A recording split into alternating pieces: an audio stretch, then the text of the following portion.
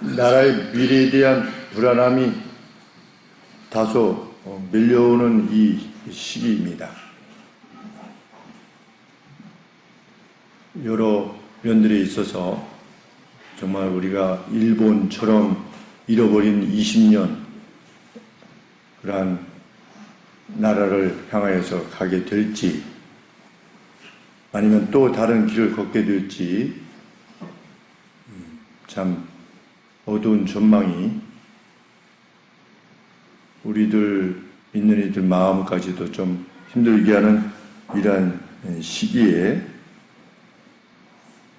한 나라의 흥망성쇠가 무엇에 의해서 결정되었는가를 밝히는 하나님의 말씀을 살피는 것은 매우 중요하니라 이렇게 생각이 되어서 오늘 본문의 말씀을 함께 살피게 되었습니다.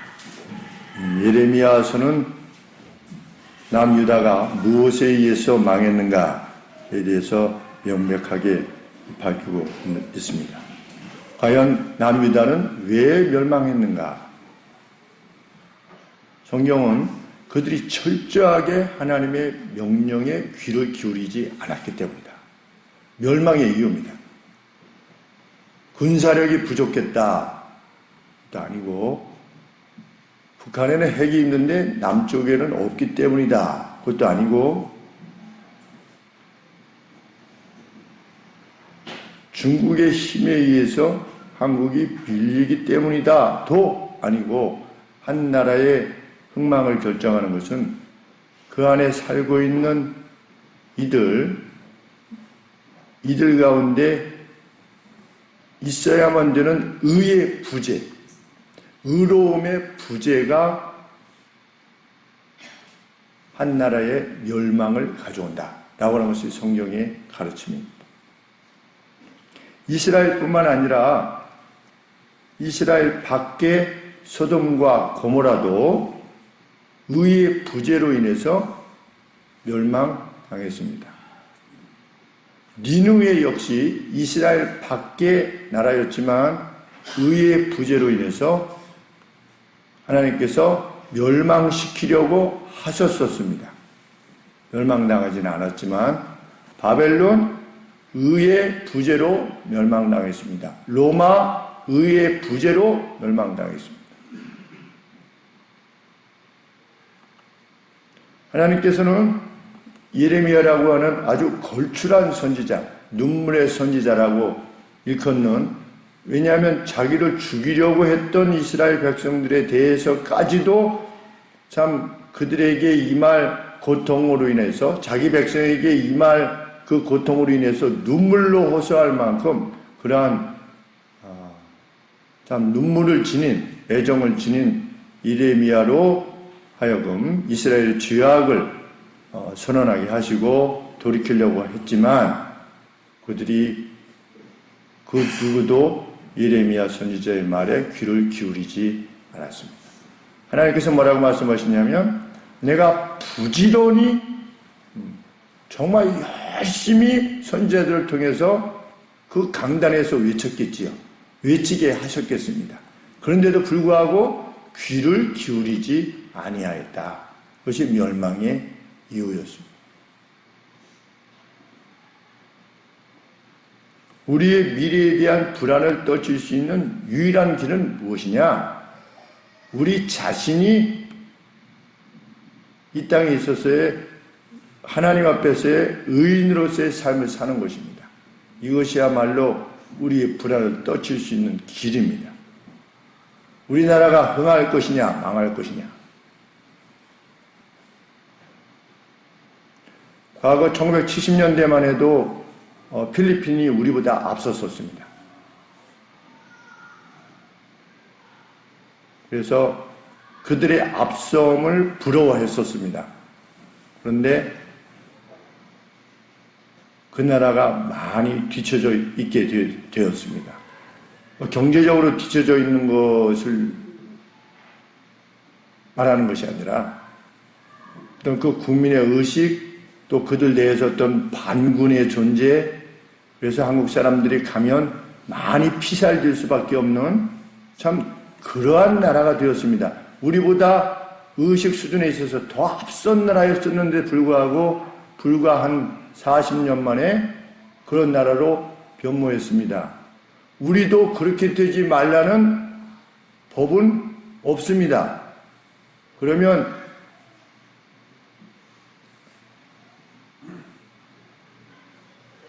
제 나이 정도 되는 사람들도 말할 때에 우리는 이제껏 누려왔으니 별 유한이 없지만 이후에 우리 자녀들이 문제라고 하는데 우리 자녀들이 살아갈 그 시대가 마치 지금의 그러한 시기가 되어진다면 얼마나 안타까운 일이 될까 하는 생각을 하게 됩니다. 그것을 타개할 수 있는 길은 무엇이냐? 우리 자신들이 하나님 앞에서 의를 지닌 자로서 이 땅에서 살아가기를 힘쓰는 것입니다. 내 자신이. 세상은 남에게 손가락질을 합니다. 남의 잘못을 지적하는데 재미있어 합니다. 이제 드라마하고 영화가 잘 인기가 없다고. 왜? 정치 세계가 너무 재미있어가지고 사람들이 드라마하고 영화 그냥 뭐 라이브로 그냥 이렇게 나오는데 그 재밌는 이유가 무엇입니까? 남의 이야기이기 때문에 그렇습니다.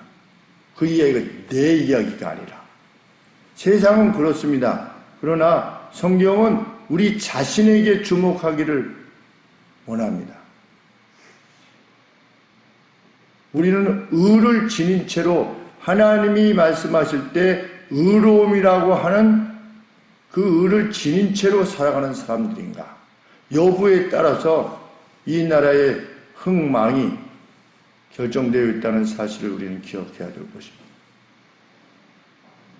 소돔과 고모라에 의인 50명만 있어도 하나님께서 그 성을 멸하지 아니하겠다 이렇게 말씀하셨는데 우리 그래도 한 7, 80명 정도 우리 성도님들이 우리 각각이 정말 의인으로서 살아내기를 다짐하고 결심하고 용감한 행동들을 행해 나간다면 우리 자신에 대해서 하나님께서 이 땅을 지키시리라 믿습니다. 그리고 그것을 소원하는 것입니다. 불행하게도 남유다는 회개치 아니하였습니다. 그리고 멸망당했습니다. 완전히 초토화되었습니다. 하나님께서 그토록 사랑하셨던 아브라함의 후손이었습니다. 그런데 멸망당했습니다. 하나님께서 이 여호야킴의 아들이 여호야킨입니다. 그리고 여호야킨의 다음에 시드기야 왕 그리고 멸망했습니다. 그런데 여호야킴과 시드기야가 형제입니다.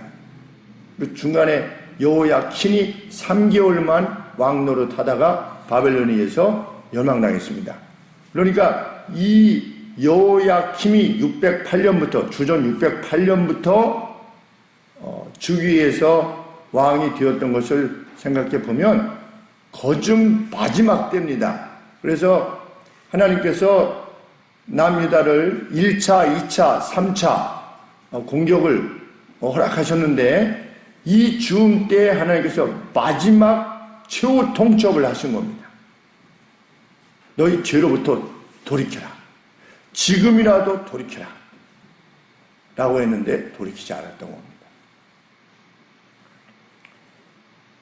하나님께서는 이스라엘이 얼마나 하나님의 말씀에 귀를 기울이지 않는가를 드러내시기 위해서 레캅 족속을 사용하여서 말씀하시고자 합니다. 하루는 하나님께서 여호야킴 시대에 예레미야 선지자에게 명령하십니다.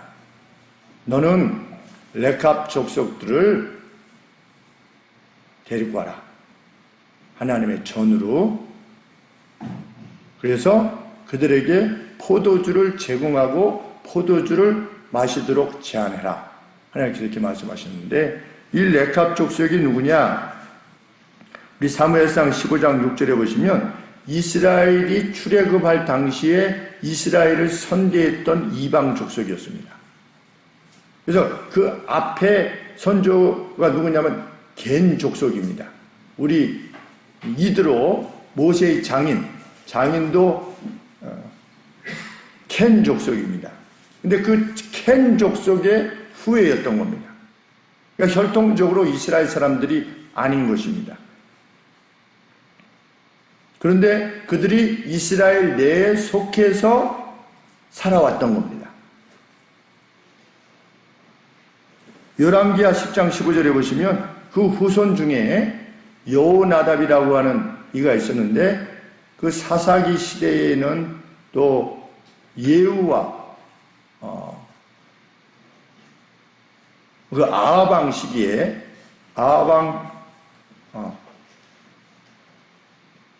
사사 시대에 예후와 함께 그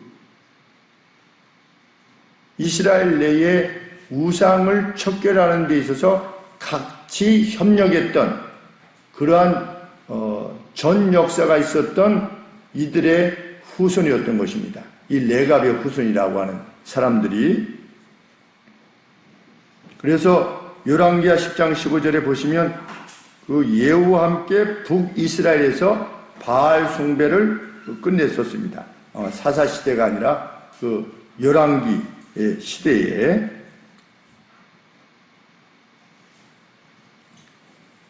그리고 역대상에 보면은 그들의 족보가 이스라엘의 족보 끝에 같이 있습니다. 이것은 정말 대단한 일이 아닐 수 없습니다. 쭉 누가 누구를 낳고 하다가 제일 마지막에 겐 족속에 대한 족보가 나옵니다. 그러니까 육적으로는 아브라함의 후손이 아닌데도 불구하고 이 지파의 제일 마지막 부분에 속하여서 이름 되어졌다고 하는 것은 이스라엘 사람들이 그 겐 족속을, 이 레압 족속을 하나님의 백성과 다를 바 없는 족속으로 받아들였다는 것을 알게 됩니다. 그래서 역대상 2장 55절에 보시면 이 레캅 족속이, 겐 족속이 스크라이브의 역할을 했다. 어떤 서기관의 역할을 했다. 어떤 그 민사에 관계되어진 어떤 공증을 맡은 그러한 일까지 이 레캅 족속이 감당했다. 이렇게 기술될 만큼 하나님의 백성에 속하여 살았던 족속이었는데 하나님께서 그들을 부르라. 하나님의 전에. 하나님께서 구별시키는 것이죠. 하나님께서 그토록 사랑하셨던 아브라함의 믿음의 후손인 유다 백성은 하나님 말씀을 그토록 안 듣는데 불구하고 오히려 이 겐 족속의 후손이었던 레캅의 자녀들은 영으로 하나님의 말씀을 받아가지고 하나님의 말씀을 따르려고 했던 이들이었던 겁니다. 이 둘을 서로 비교하고 계시는 것입니다.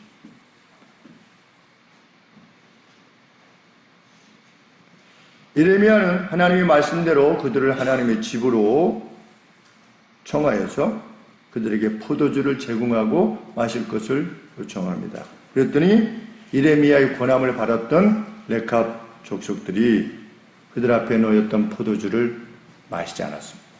포도주를 마시는 것이 죄가 아니었고 이스라엘 백성들은 늘 포도주를 마셨습니다. 예수님께서도 포도주를 마시지 않으셨습니까? 포도주를 마시느냐 마시지 않느냐가 문제가 되지 않았습니다.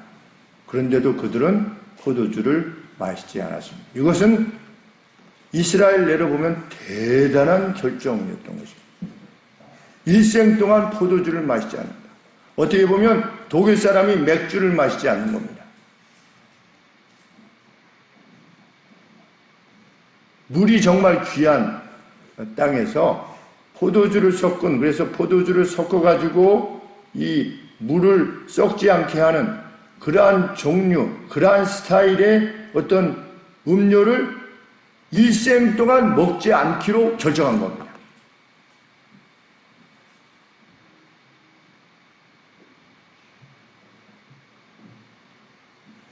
그러면서 그 이유에 대해서 그들이 무엇이라고 말하는 것입니까?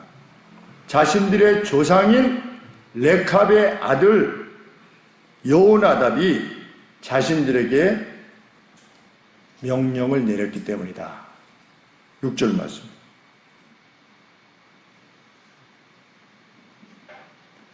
가이렌 데리치 주석에 보면 열왕기하 10장 15절에 나오는 그 바알 숭배를 끝내 레캅의 아들 그 여호나답을 말하는 것이다. 이렇게 기록하고 있습니다. 그렇다면 그 여호나답이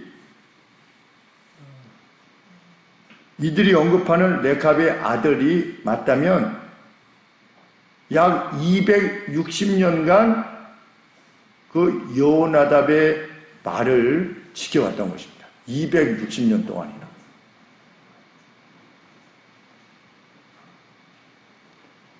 여호나답이 무엇이라고 그들에게 명했느냐? 우리의 조상이 명했습니다. 어떤 조상입니까? 영적 이스라엘이었던 하나님의 백성이 함께 속하여 이스라엘 내에 우상 숭배를 끝낼 만큼 하나님과 가까이 하고자 했던 우리의 조상이 우리에게 무엇을 명했느냐?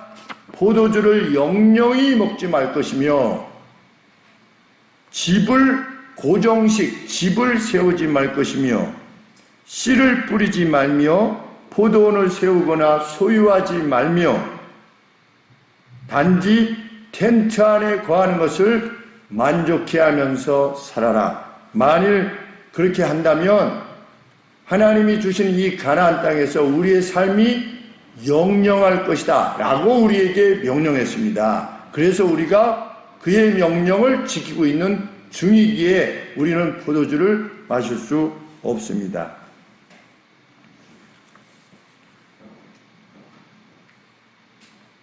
포도주를 마시지 않고 집을 세우지 않고 씨를 뿌리지 않고 그것들을 소유하지 않는 그것이 무엇을 말하는 것이겠습니까? 하나님 앞에서의 삶을 단순화시키는 것을 말하는 것입니다.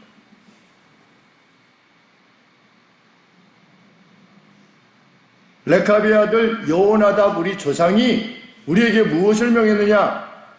집을 지니지 않을 만큼 과수원인을 지니지 않을 만큼 삶을 단순화시켜서 자신들의 삶을 순례의 여정으로 이해하라고 명령하셨기에 우리는 그렇게 행하는 중입니다. 그래서 9절 말씀에 보면 우리는 종자조차도 두지 않았습니다. 씨 뿌릴 종자조차도 두지 않았습니다. 소유로 인한 유혹과 위험으로부터 너희들 자신들을 지키라고 하는 조상의 말, 하나님을 섬겼던 조상의 말을 우리는 준수하고자 지금까지 해왔습니다. 기가 막힌 말씀입니다. 우리가 전세에 살고 싶지 않고 집을 사고 싶어 합니다. 누구나 그렇지 않겠습니까? 집을 사기 위해서 그토록 애를 씁니다. 어떻게 보면 평생 집 하나 이렇게 갖기 위해서. 왜? 집이 주는 안정감 때문입니다. 그런데 이 레갑 족속은 집을 짓지 말며 텐트로 족한 삶을 살아.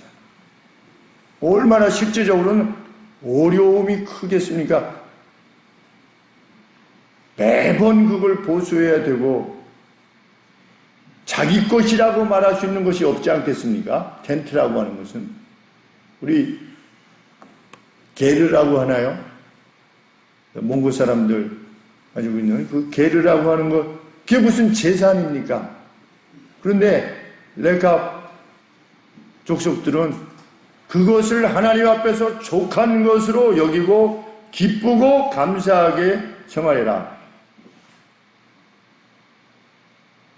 물질이라고 하는 것, 그리고 물질의 소유로 말미암는 그 안정감이라고 하는 것, 그것의 유혹, 그것으로 말미암는 스트레스, 이것으로부터 벗어나 있으라 내 자손들아 라고 한 것을 지켰다는 겁니다. 의인입니다. 그럴 수 있다면, 어떤 한 사람의 영혼이 그것을 지향할 수 있다면 그는 의인으로 살 수밖에 없습니다.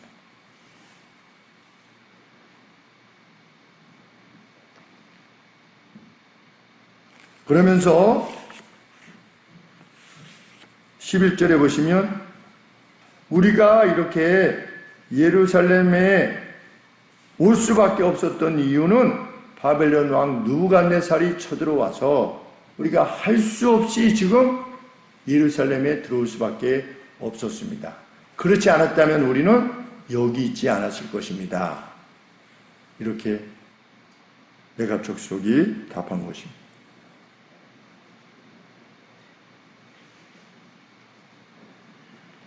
그들이 그렇게 답했을 때 하나님께서 예레미야 선지자에게 말씀하시는 겁니다. 레갑 족속의 레갑의 아들인 여호나답의 한 번의 말은, 단 한 번 말했는데도 불구하고 그 자손들이 수백 년간을 지켜왔는데, 나는 내 선지자를 부지런히 보내서 오늘날로 치면 목사들을 통해서 부지런히 외쳤음에도 불구하고 너희들은 나의 말에 귀를 기울이지 않는도다.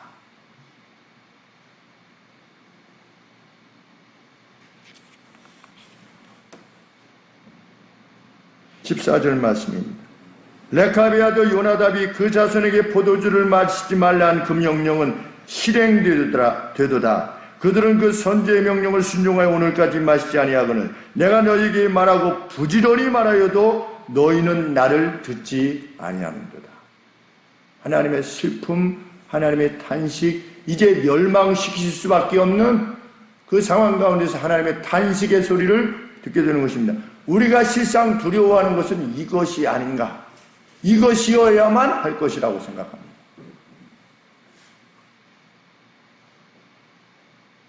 최영삼 교수라고 하는 분이 켈빈에서 같이 공부하시던 분인데 지금 백석대학교에서 대학원에서 가르치고 계시는데 그 교수님이 글을 올리셨습니다. 조국 관계되어져서 이렇게 글을 올리셨는데 누구 한 사람을 희생양으로 이렇게 하는 것은 합당치 아니하다. 이렇게 하니까 그것을 못 알아들은 사람들이 벌떼같이 일어나가지고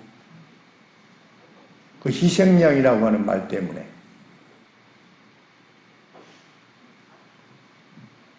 그래서 주 요셉이라고 하시는 목사님이 이 글에 대해서 혹시 답할 수 있는 분은 답해 주십시오. 이렇게 올려서 제가 답했습니다. 최영삼 교수님이 말하고자 했던 것은 왜 조국이라고 하는 사람을 희생양으로 삼느냐, 뭐 그럴 수도 있지 않느냐, 아니면 너무 우파해서 뭐라고 하는 것이 아니냐, 이런 차원에서 말하는 것이 아니라 우리나라 전체의 민낯이 드러난 것이다.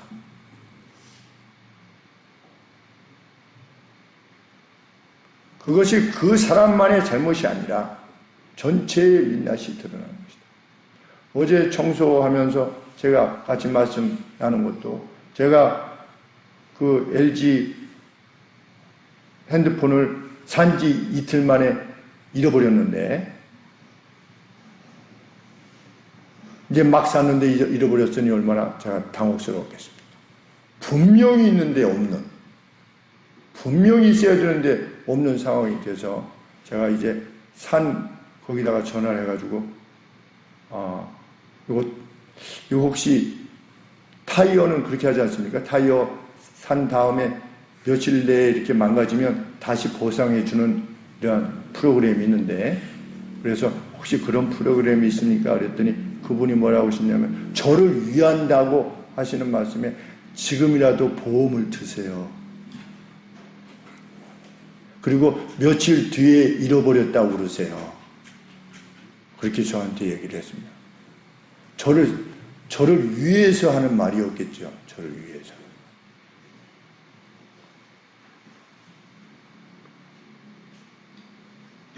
그래서 저는 목사라서 그렇게 못합니다. 그랬습니다.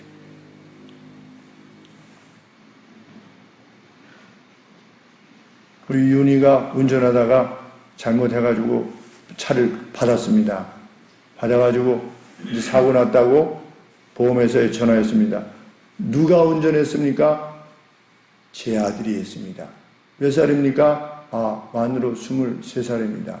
그러면 보상이 안 됩니다. 그렇습니까? 알았습니다.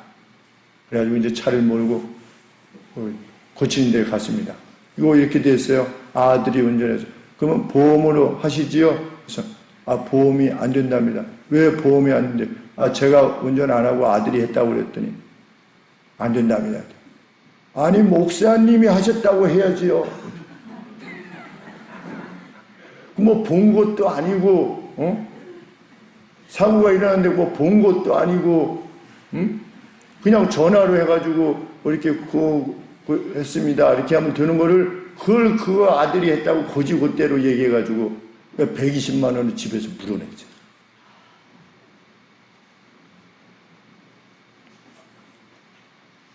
저는 저에게 속한 성도님들은 저처럼 하실 것이라 믿습니다.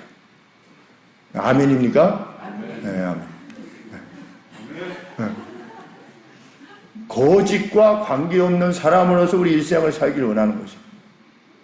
그런 사람이 많아지면 이 땅이 안 망하는 겁니다. 흥하게 되는 것입니다. 흥하는 나라를 보시면 그렇습니다. 거짓이 없는 나라가 흥하는 것입니다.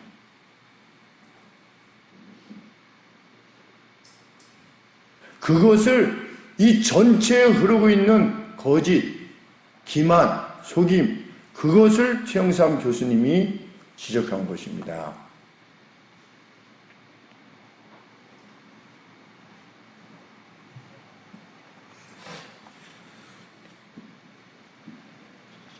하나님께서 뭐라고 말씀하셨습니까? 부지런히 15절에 나도 내 종 모든 선지자를 나도 하나님께서도 나도 누구처럼 레캅의 아들처럼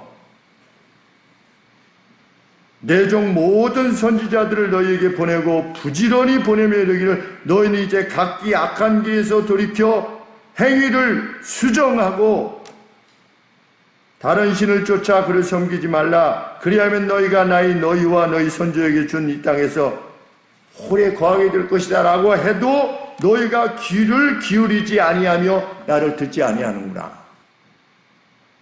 하나님의 탄식입니다. 그래서 17절 말씀에 그러므로 나 만군의 여호와 이스라엘의 하나님이 이같이 말하노라. 보라 내가 유다와 예루살렘 모든 거민에게 나의 그들에게 대하여 선포한 모든 재앙을 내리리니 이는 내가 그들에게 말하여도 듣지 아니하며 불러도 대답지 아니함이니라 하셨다. 그래서 마지막 왕 시드기야 때에 악이 여전히 넘쳤을 때에 34장에 보면 이게 순서가 좀 바뀌었습니다. 34장이 시드기야에 대해서 언급하고 있고 35장이 어떤 그 에피소드를 언급하고 있는데 34장의 내용에 보면 시드기야 왕 때에 이스라엘이 완전히 타락했던 것입니다. 돌아서지 않았습니다. 그들은 아브라함의 후손이었습니다. 돌아서지 않았습니다. 그리고 멸망했습니다. 우리는 영적 아브라함의 후손들입니다. 오늘 우리는 그것을 확신하는 사람이 하나님의 백성들입니다. 그렇다면 유다의 대표적 악이 무엇이었는가? 34장에 하나님께서 유다의 대표적 악에 대해서 밝히고 계십니다. 34장 8절에 시드기야 왕이 예루살렘에 있는 모든 백성과 언약하고 자유를 선언한 후에 여호와께서 말씀이 예레미야에게 임하니라. 그 언약은 곧 사람으로 각기 히브리 남녀 노비를 놓아 자유케 하고 그 동족 유다인으로 종을 삼지 못하게 한 것이라. 이 언약에 참가한 방백들과 모든 백성이 각기 노비를 자유케 한 다음에 어떻게 한 겁니까? 다시는 종을 삼지 말라는 말을 듣고 순박하여 놓았다가 11절에 후에 그들의 마음이 변한 겁니다. 그래서 자유케 하였던 노비를 다시 끌어다가 다시 복종시켜서 노예를 삼은 것입니다. 이것이 유다 백성의 죄악을 가장 대표하는 내용입니다. 달리 말하면 무엇입니까? 형제의 우애를 완전히 상실했다는 겁니다. 오늘 이 강단에서 수없이 김 목사가 외치는 내용이 무엇입니까? 성도의 교통을 믿사오며를 상실하면 교회가 망하고 교회가 속한 사회가 망할 것이며 나라가 망할 것이다. 그 성경이 명백하게 가르치는 내용입니다. 나 혼자 예수님 믿고 천국 가겠다. 나는 내가 알아서 가겠다. 성경은 결코 그렇게 말하고 있지 않습니다. 누구까지도 놓을 정도입니까? 6년 동안 자기 집에서 수고하고 있을 때조차도 형제로 인식하는 겁니다. 자매로. 그런 애정을 상실했다는 겁니다. 누구끼리? 하나님을 믿는 사람들끼리. 오늘로 치면 우리 하늘소망교회 속해 등록해서 같이 다니시는데 아무런 우애가 없는 겁니다. 누구에 대해서? 같이 섬기는 이들에 대해서 아무런 우애가 없는 것입니다. 그것이 뭡니까? 그것이 불의입니다. 불의. 내가 부지런히 선지자들을 통해서 수없이 보내는데도 불구하고 너희들이 내 말에 귀를 기울이지 아니하는도다. 오늘의 교회가 회복되어야 되는 것이 무엇입니까? 성도의 교통, 거룩한 공예입니다. 옛날로 치면 우리 한 반 정도 됩니다. 우리가 70명 정도 됐었는데 겨우 한 반 정도입니다. 한 반의 아이의 이름을 모른다. 불가능한 것이지요. 한 반에. 5년, 10년 같이 하나님을 섬겼는데도 불구하고 그의 이름도 모르고 자녀 이름도 모르고 자녀가 몇이나 있는지도 모른다. 그분이 이스라엘이 그랬다는 겁니다. 유다가. 그래서 누가 어떤 이유로 자기의 할 수 없이 성경에 그 노예가 아니라 누구에게 빚을 졌으면 그 사람의 집에 들어가서 빚을 갚는 겁니다. 종의 노릇을 하면서. 근데 성경은 또 뭐라고 말하고 있습니까? 그들이 갈 때 6년을 섬기면 무조건 7년에 어떻게 해라? 무조건 자유케 해라. 자기의 가정으로 돌아가도록 하라. 얼마나 아까운 일입니까? 그 사람이 빚진 게 있는데 그 빚 때문에 종이 되는데 7년 되면 무조건 놓아야 되는 겁니다. 그러니까 유다 백성들이 어떻게 한 겁니까? 하나님의 명령을 있으니까 하나님의 전에 와가지고 이 사람을 놓습니다. 이렇게 선언을 한 겁니다. 몇 절에 있습니까? 14절에 너희 형제 히브리 사람이 내게 팔렸거든 7년 만에 너희는 각기 놓으라. 누구라고 말하고 있습니까? 너희 형제 히브리 사람이다. 그가 6년을 너를 섬겼은즉 그를 놓아 자유케 할지니라 하였으나 너희 선조 때에도 나를 듣지 아니하며 귀를 기울이지도 아니하였느니라. 믿는 사람끼리의 우애가 전혀 없었다는 겁니다. 서로 누가 누군지도 모르는 상황인 것입니다. 오늘날로 치면 그 누구의 아픔에 대해서 관심하지 않습니다. 귀찮을 뿐입니다. 나도 당신을 터치하지 않을 것이니 당신도 나를 터치하지 마시오. 이런 크리스찬들이라고 이름하는 사람들이 늘어나는데 그것은 하나님이 말씀하시는 바 내가 부지런히 말했는데도 불구하고 너희들이 듣지 아니하는도다에 속한 사람이라는 것입니다.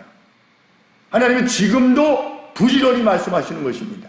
누구를 통해서? 목사의 입을 통해서 부지런히 말씀하고 계시는 것입니다. 만일 이 뜻에 순종치 아니하면 그의 가정과 그가 속한 사회가, 그리고 어쩌면 이 땅이 망할 것입니다. 왜? 하나님께서는 그렇게 그 나라를 망하게 하셨기에.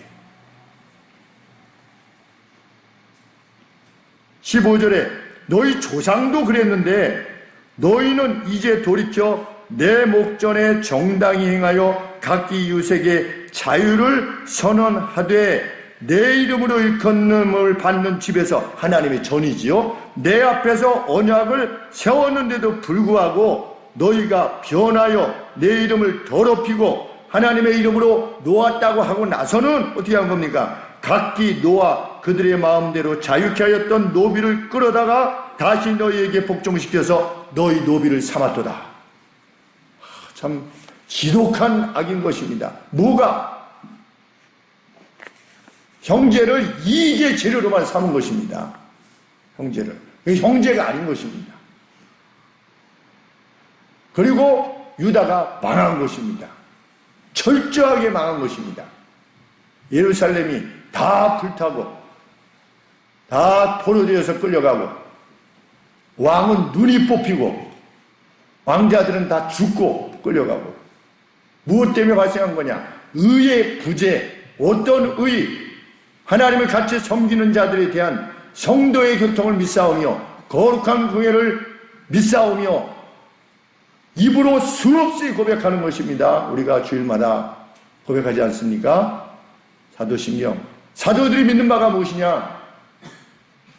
우리가 이것을 믿습니다. 그러나 하나님 앞에서, 하나님의 전에 입으로는 고백하지만 형제에 대한, 자매에 대한 우애를 위한 나의 삶을 수정하지 않으면 결국 망함의 길로 가는 것입니다.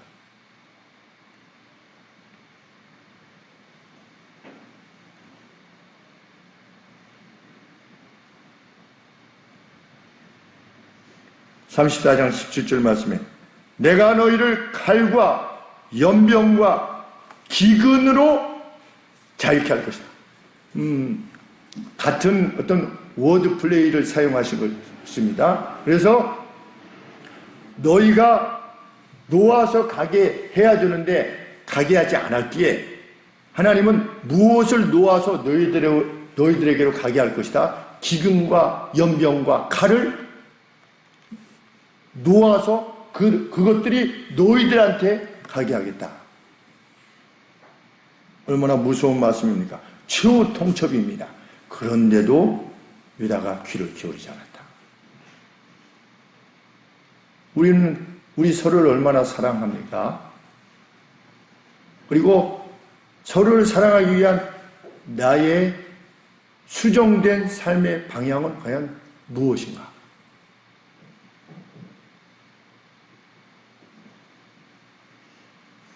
그것이 우리 나라의 흥망을 결정한다는 것을 우리는 과연 믿고 있는가?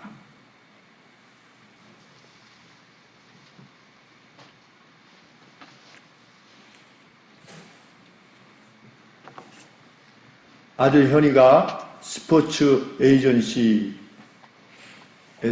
인턴 4개월짜리를 이렇게 모집한다고 그래서 갔다 와서 하는 말이, 강남에 있는데 굉장히 임대료가 비쌀 것 같은데 그 임대료가 굉장히 낮은 상태에서 그 회사가 들어가 있다고 하는 이야기를 들었습니다. 그러면서 왜 그런가에 대해서 설명을 하는데,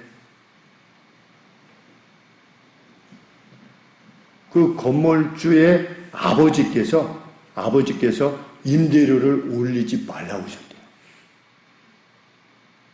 그래서 저렴한 가격에 지금 그 회사가 머물러 있다. 그래서 참 그 아버지도 대단하고 그 아들도 참 대단하다. 레갑족속이 생각이 나는 겁니다.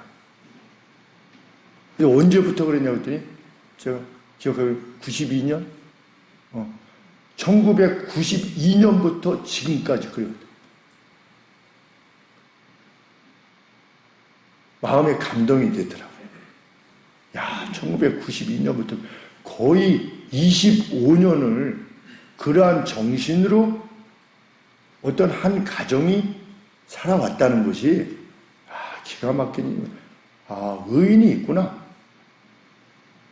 물론 뭐 그렇게 하다 보면 들어왔는데 그걸 자꾸만 안 올려주면 보증금이 나중에 조금이 돼가지고 다른 데 갈 때 뭐 어렵습니다. 또 이렇게 말하는 사람들이 있어요. 조금씩 올려줘야지 그래 거기다 맞춰가지고 해야지 또 다른 데도 갈 수 있습니다. 여하간에 이상하게 말하는 사람들은 세상에 있습니다. 이것을 귀하고 고맙게 받아들이는 것이 아니라 다르게 말하려고 하는 사람들이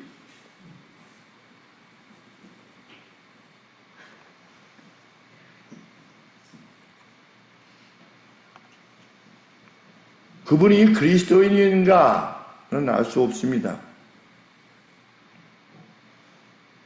그런데 우리는 그분이 그리스도인인지 아닌지 모르지만 정말 레갑 족속의 후손이 그렇게 했던 것처럼 이 아들이 그렇게 하는 거 아니겠습니까? 그것 이상으로 이분은 불특정 다수에게 그렇게 하는 거 아니겠습니까? 그 임대로 들어온 사람들은 다 불특정 다수의 사람들이 아니겠습니까? 근데 그런 사람들에 대해서도 그렇게 대하는 겁니다. 그런 차원에서 대단한 것입니다. 그러면 우리 믿는 사람들은 그분이 불특정 다수에 대해서 그렇게 하는 것 이상으로 우리 하나님을 섬기는 형제 자매들에 대해서 그 이상의 애정으로 우리가 서로를 대하고 노력하고 하나됨을 위해서 노력하는 그러한 삶을 가지고 있는가? 만일 가지고 있다면 그가 의인인 것입니다. 그 의인이 많아지면 어떻게 되는 겁니까? 그만큼 믿음의 사람들을 사랑할 수 있는 사람이 누구를 사랑할 수 있는 겁니까? 불특정 다수를 사랑할 수 있는 겁니다. 하나님으로 말미암아 형제 자매 되었다라고 말하는 사람들에 대한 애정도 드러나지 않는 사람들이 어디 밖에 나가서 그 애정을 특별히 드러낸다. 거의 불가능한 일일 것입니다. 애정은 그런 식으로 발생하지 않기 때문입니다. 다른 이유가 있겠습니다. 그런 애정을 드러내는 것은. 쇼를 하는 것이든 다른 사람들한테 좋은 이미지를 갖기 위한 것이든 주 안에서 형제 자매된 이들에 대한 애정도 표시하지 못하는데 어떻게 밖에 표시할 수 있겠습니까?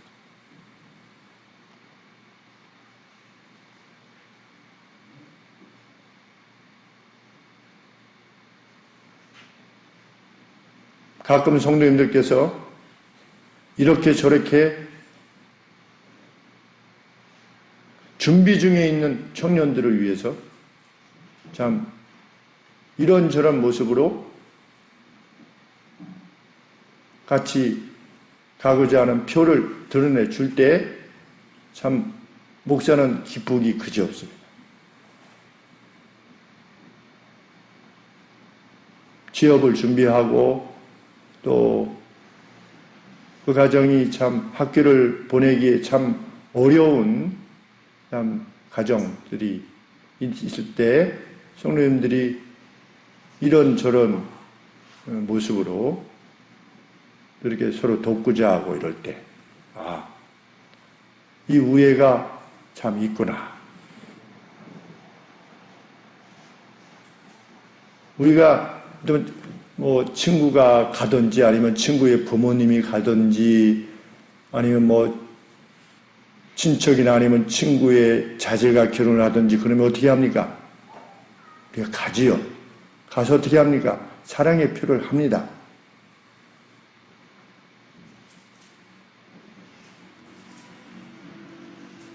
그 표가 먼저 있어야 될 것은 어딘가?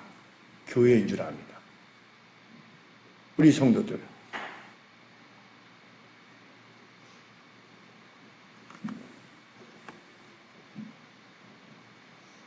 성경은 6년이 지난 후에 어떻게 보내라? 그 손에 두둑하게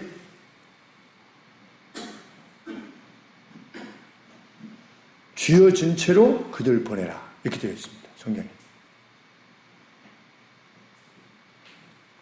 빚져서 왔으니 빚진 만큼 해. 근데 아직 더 남았는데 7년 되니까 그냥 보내야 돼. 이것이 아니고 6년 동안 수고했으면 그 빚 때문에 수고한 겁니다. 그런데 갈 때 어떻게 해라?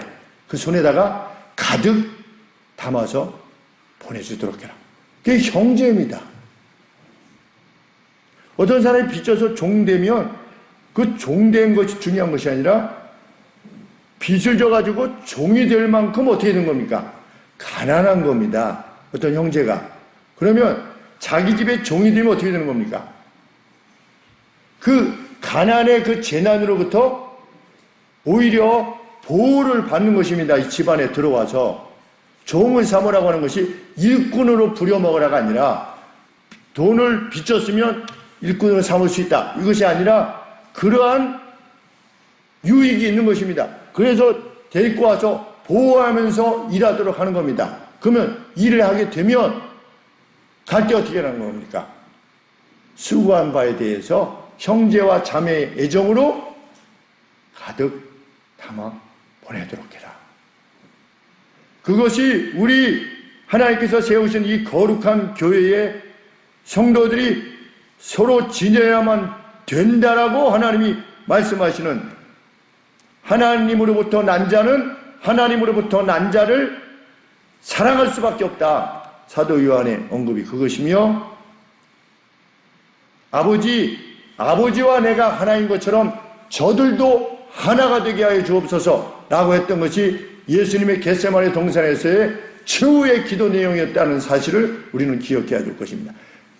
이 말씀에 순종하는 것이야말로 예수님을 잘 섬기는 것입니다.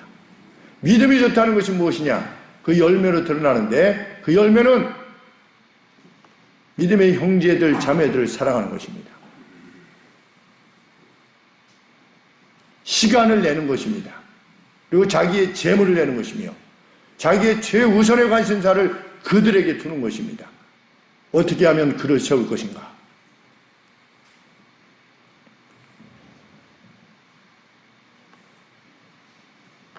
도래할지도 모르는 잃어버린 20년을 두렵지 않게 생각할 수 있는 길은 이 땅에 살고 있는 우리가 그런 의로움을 지니는 것입니다.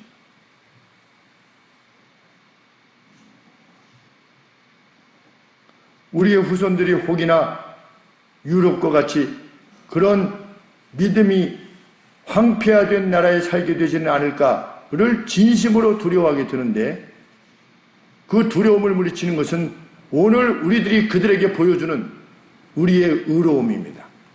엄마, 아빠, 할아버지, 할머니의 주 안에서의 의로움, 그것을 보여주는 길이야말로 우리의 후손들이 대대손손이 하나님을 영화롭게 하면서 살 수 있는 길이다. 성경이 가르치는 것입니다.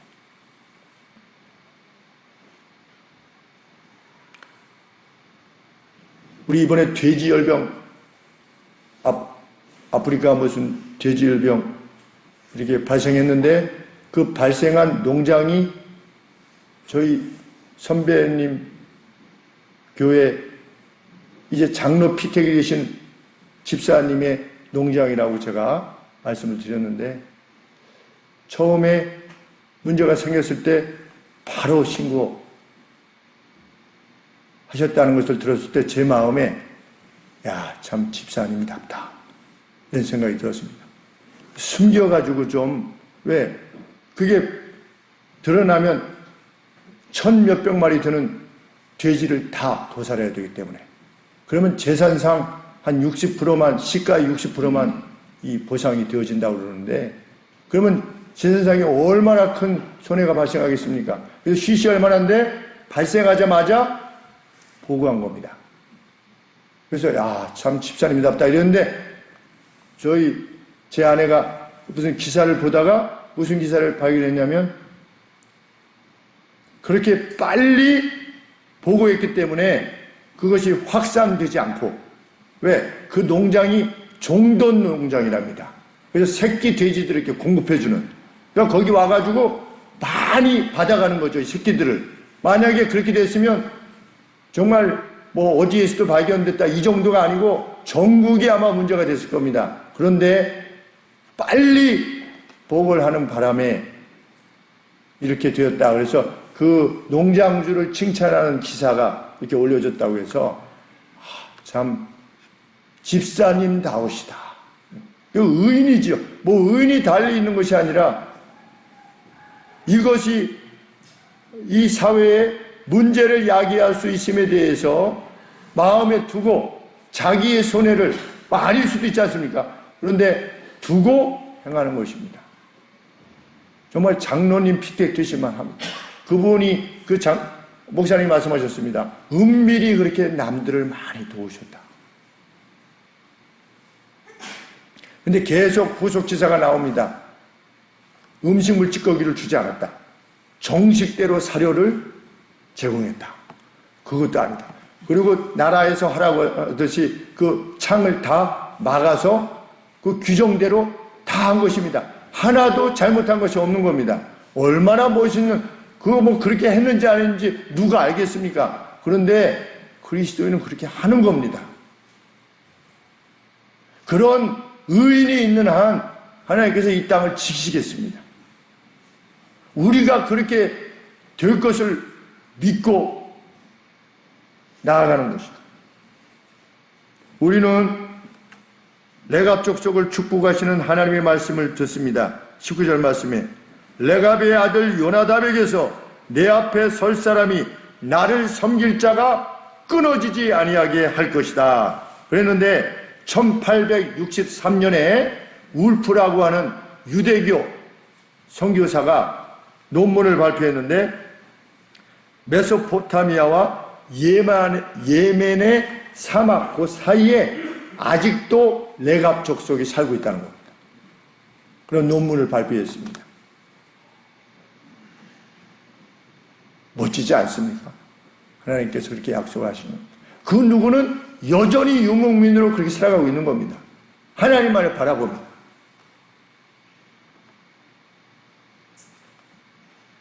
주님 오실 때까지 우리 자손들을 믿음 안에서 지켜주시기를 우리는 늘 소원합니다.